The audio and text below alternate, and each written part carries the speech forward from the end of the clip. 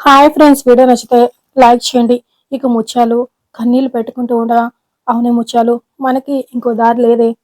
అమ్మాయి గారిని రాజుని కలపాలని అందరికంటే ఎక్కువగా నేనే ప్రయత్నించాను. అలాంటిది వాళ్ళు దూరం అయితే ఆ బాధ ఎలా ఉంటుందో నాకు తెలుసు. రాజుగాడు అమ్మాయి గారి కంటే నేనే ఎక్కువగా బాధపడుతున్నానే ముత్యాలు. కానీ నేను ఈ ఇంటికి పెద్ద దిక్కు కావటం నా దురదృష్టమైనది. ఇంట్లో ఎవరు ఎలాగున్నా నేను ధైర్యంగా ఉన్నట్లు నటించాలా. అప్పుడే నా కుటుంబాన్ని కూడా ధైర్యంగా ఉంచగలను అని అప్పలనాయుడు మనసులో అనుకుంటూ కన్నీళ్లు పెట్టుకుంటూ ఉండగా, అంతలో ముత్యాలు, ఓ సదానాలు ఆంటలు దమ్మని చెప్పి ఎంతసేపు అయింది బేకదా అని అరుస్తూ ఉంటుంది.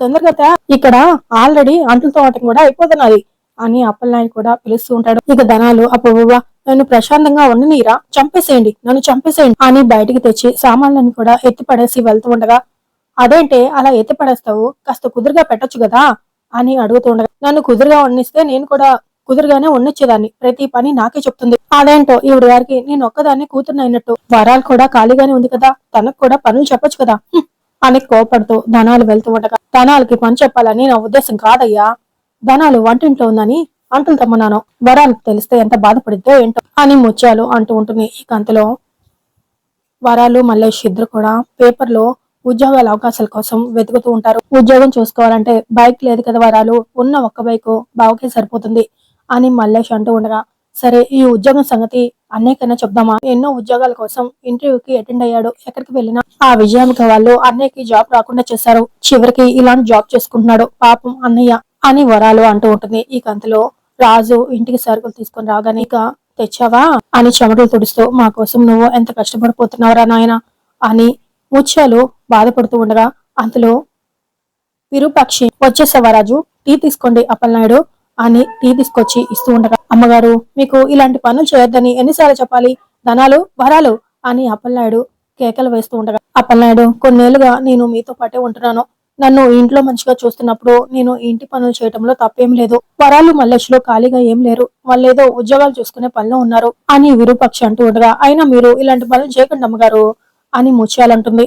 ముత్యాలు, నేను మీకు భారం అవదలుచుకోలేదు, అయితే గీతే సాయం అవ్వాలి అనుకుంటున్నాను, మీరందరూ పనిచేస్తుంటే నేను ఖాళీగా కూర్చొని తింటాం నాకు ఇష్టం లేదు, నేను పనిచేయటం ఇష్టం లేకపోతే చెప్పండి, నేను ఇంట్లోంచి వెళ్ళిపోతాను అని విరూపాక్షి అంటూ ఉండగా, అమ్మగారు అని అంటూ అందరూ ఒకేసారి షాక్ అవుతూ ఉండగా, మరైతే టీ చల్లారిపోతుంది తాగండి అని విరూపాక్షి టీ ఇస్తూ ఉండగా, బంటి లేచాడమ్మా అని రాజు అడుగుతూ ఉంటాడు.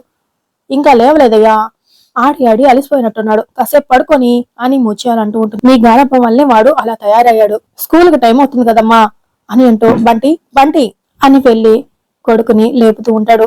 ఇక బంటి కళ్ళు తెరవటమే కళ్ళజోడు పెట్టుకుని వాళ్ళ నాన్న ఫోటో చూస్తూ, గుడ్ మార్నింగ్ నాన్న అని చాలా సంతోషంగా, పక్కన ఫోటో ఫ్రేమ్ ఖాళీగా ఉండటం చూసి అందులో అమ్మ అని రాసి ఉంటుంది, అమ్మ అని బాధపడుతూ వెంటనే బాబా ఫోటో చూస్తూ, బాబా ఓం సాయిరామ్ అని అనుకుంటూ ఉండగా, అంతలో రాజు వచ్చి బంటి లే అని లేపుతూ ఉండగా, గుడ్ మార్నింగ్ నాన్న అని చెప్తూ ఉంటాడు. పద స్కూల్ కి టైం అవుతుంది, రెడీ అవుదు అని రాజు ఎత్తుకొని తీసుకొని వెళ్లి బంటికి తనే స్వయంగా పళ్ళు తోమిస్తూ ఉంటాడు. ఇక తర్వాత ముత్యాలు, అప్పలనాయుడు, రాజు ముగ్గురు కలిసి చాలా హ్యాపీగా నవ్వుకుంటూ ముచ్చట్లు చెప్తూ బంటికి స్నానం చేయిస్తారు. ఇక అలా బంటికి తల ఒక పని చేస్తూ స్కూల్ కి రెడీ చేస్తూ ఉంటారు. విరూపాక్షి బట్టలు ఐరన్ చేస్తూ ఉంటుంది. అప్పలనాయుడు బంటి షూస్ పాలిష్ పడుతూ ఉంటాడు.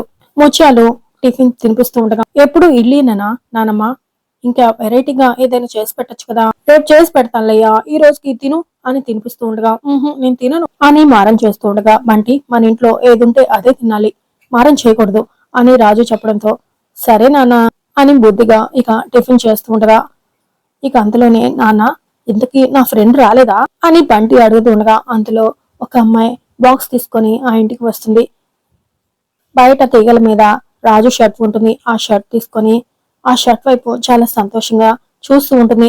ఇక బంటి, నాన్న నిన్నే అడిగేది, ఈ రోజు నా ఫ్రెండ్ రాలేదా అని అడుగుతుండగా, ఎందుకు, నీ ఫ్రెండ్ వస్తే నీ కోసం ఏదో ఒకటి చేసి తీసుకొస్తుందనా అని రాజు అడుగుతుంటాడు.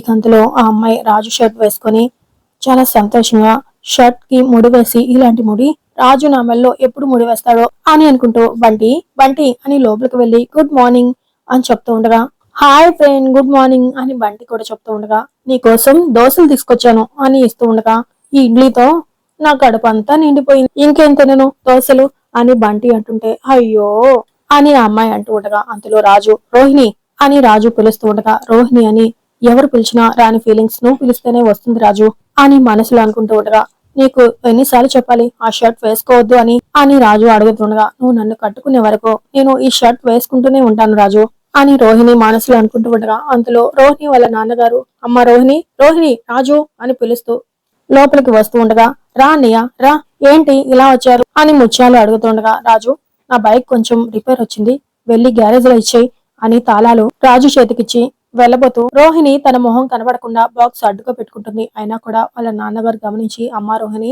ఏంటమ్మా ఈ గెటప్ అని అడుగుతుండగా, అర్ధనారీశ్వరులాగా నాలో సగం రాజు ఉన్నాడు నాన్న అని రోహిణి మనసులో అనుకుంటూ ఉండగా, నిన్నేనమ్మా, ఏం లేదు రామనాయుడు, ఏదో సరదాగా వేసుకున్నాను అంతే అని చెప్తూ ఉంటుంది. ఏంటి లేని పిల్ల అని గారాభంగా చూస్తుంటే నాన్న అని పిలవకుండా పేరు పెట్టి పిలుస్తావా నిన్ను అని కొట్టబోతూ ఉండగా, పేరు పెట్టుకుంది పిలవడానికి కదా రామనాయుడు, అందుకే కదా రోహిణి రామనాయుడు అని పేర్లు పెట్టారు అని రోహిణి సమాధానం చెప్తూ ఉండగా, అమ్మ చెల్లెమ్మ దీని అలరి రోజు రోజుకి ఎక్కువైపోతుంది, దీని అలరి తగ్గించాలంటే ముందు దీనికి పెళ్లి చేసేయాలమ్మా, మంచి సంబంధం ఉంటే చూడండి అమ్మా అని చెప్తూ ఉండగా, నేను ఆల్రెడీ వెతికేసుకున్నాను రామనాయుడు అని రోహిణి మనసులో అనుకుంటూ ఉండగా, ఆ కార్యక్రమం కూడా మీ చేతుల మీదుగానే జరగాలమ్మా అని చెప్పేసి రాయుడు వెళ్తూ ఉంటాడు. ఇక బంటిని తీసుకుని అందరూ స్కూల్ కి పంపించడానికి బయటకు వస్తూ ఉండగా, నాన్న ఒక్క నిమిషం చిన్న పని నాన్న అని చెప్పేసి లోపలికి వెళ్లి, బాబా మీతో రోజు చెప్పుకునేదే ఈ రోజు చెప్పుకుంటున్నాను, మా నాన్న పక్కన మా అమ్మని కూడా చూడాలని ఉంది నాకు, కానీ మా నాన్నని అడగాలంటే భయంగా ఉంటుంది, మీరే ఎలాగోలా ఆ ఫోటోలో ఖాళీగా ఉన్న మా అమ్మ ప్లేస్ లో అమ్మ ఫోటో వచ్చేలా చేయాలి సరేనా అని బంటికి దండం పెట్టుకుంటూ ఉండగా, అంతలో రాజు పిలుస్తూ ఉంటాడు. ఇక దాంతో బంటికి పరిగెత్తుకుంటూ వెళ్లి బైక్ మీద ఎక్కగానే, ఇదిగో నాన్న క్యారేజ్ లో ఉన్న అన్నం మొత్తం తినేయాలి అని అప్పలనాయుడు ముత్యాలు చెప్తూ ఉండగా, ఇక అందరికి బాయ్ చెప్పేసి బంటి రాజుతో కలిసి స్కూల్ కి బయలుదేరి వెళ్తూ ఉంటాడు. అప్పలనాయుడు ముత్యాలు మాత్రం మనసులో బాధపడుతూ ఎమోషనల్ అవుతూ ఉంటారు. ఇక మరోవైపు రూప కారులో వస్తూ తన గతాన్ని తలుచుకుంటూ బాధపడుతూ ఉండగా, అంతలో తన పక్కన ఉన్న అబ్బాయి మమ్మీ అని పిలుస్తూ ఉండగా, చెప్పు దీపు అని రూప అడుగుతూ ఉండగా, మనం ఇండియాకి ఎందుకు వచ్చాం, మళ్ళీ మనం ఎప్పుడు తిరిగి వెళ్తాం అని అడుగుతుండగా, ఇక తిరిగి వెళ్ళం దీపు, నువ్వు ఇక్కడే చదువుకుంటున్నావు అని రూప చెప్తూ ఉంటుంది. ఇక రాజుతో బంటి, నానా ఏంటి నానా నాకు బోరు కొడుతుంది, ఏదైనా కథ చెప్పొచ్చు కదా చెప్పు నానా అని బంటి రాజుని అడుగుతూ ఉంటాడు. ఇక మరోవైపు మమ్మీ నేను నిద్రపోతాను, నాకు ఏదైనా కథ చెప్పమ్మా అని అడుగుతూ ఉండగా, ఇక రూప నా జీవితంలో నీకు చెప్పడానికి వేరే కథ ఏం లేదు, నా కథ తప్ప అని రూప తన గతాన్ని దీపుకి కథలా చెప్తూ ఉంటుంది. మరోవైపు రాజు కూడా తన గతాన్ని తన కొడుక్కి కథలా చెప్తూ ఉంటాడు. ఇకలా రాజు రూప ఇద్దరు కూడా ఎవరికి వారు వాళ్ళ కొడుకులకి వాళ్ళ గతాన్ని తలుచుకుంటూ ఒక కథలా చెప్తూ ఉంటారు. ఇక కథ విన్న బంటి, రానంటే రాజుకు ఎందుకు నాన్న అంత ప్రేమ అని అడుగుతూ ఉంటాడు. అదే ప్రశ్న మరోవైపు దీపు కూడా, రాజ్యాన్ని గాలికి వదిలేసి రాణిని మాత్రమే అంత ప్రేమగా చూసుకోవడం తప్పు కదా మమ్మీ, ఆ రాజు చెడ్డోడై ఉంటాడు కదా అని దీపు రూపని అడుగుతూ ఉంటాడు.